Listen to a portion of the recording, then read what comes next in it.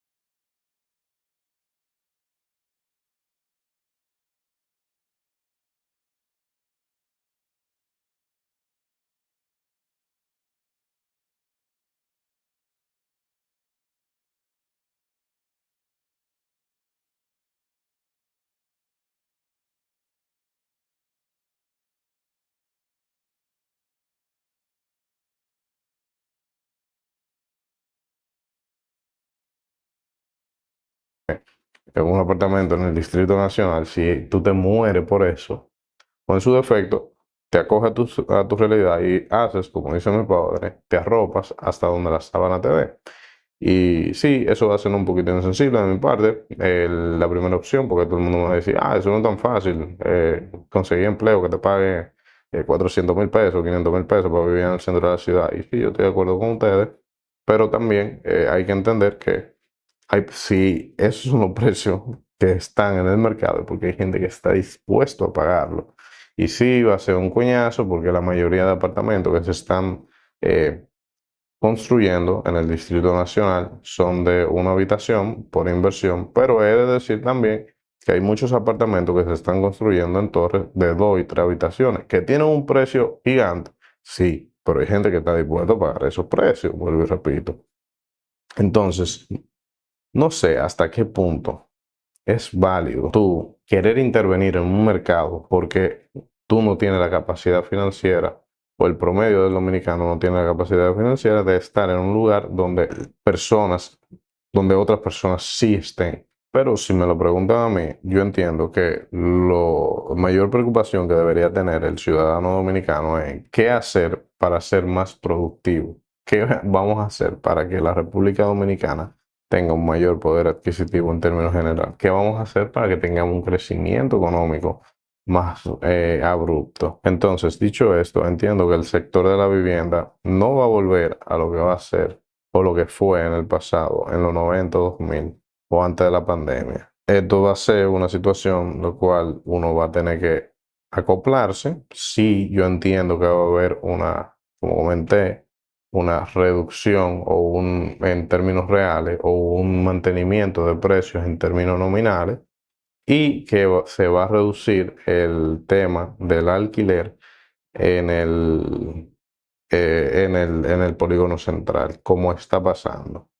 A su vez, he de decir que si se están construyendo apartamentos de una habitación y los inversores individuales los están comprando para alquilarlos, y se están alquilando, que hay gente que está dispuesta a pagar esos alquileres. Y mírenlo de otra forma, si tú eres un joven, probablemente quieres vivir cerca de la ciudad, y si tú estás trabajando cerca de la ciudad, o sea, en el centro de la ciudad, y tienes un buen trabajo, fácilmente a ti te dan, o sea, tienes un buen trabajo, fácilmente tú puedes pagar los $700 o $750 o $800 que te cueste vivir en el polígono central. O sea, hay personas en República Dominicana que pueden darse ese lujo y son por lo general personas jóvenes, como yo, personas jóvenes, que no tienen familia y pueden vivir en un apartamento perfectamente de una habitación.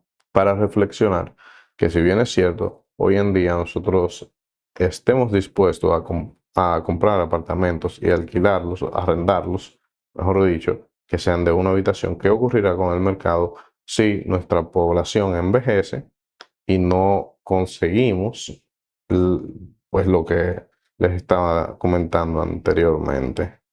Si la población envejece, quizás esos apartamentos no sean tan atractivos y ocurra naturalmente el efecto que estaba comentando pues el colega en Números Verdes, que es que se reduzca de forma natural el precio de estos apartamentos porque ya la persona no lo va a querer. Entonces, ¿qué piensas tú? ¿Crees que los apartamentos incrementarán de precio, se mantendrán o incluso bajarán? ¿Crees que el tema del alquiler es sostenible? Déjamelo saber en los comentarios y te voy a estar leyendo. Muchas gracias.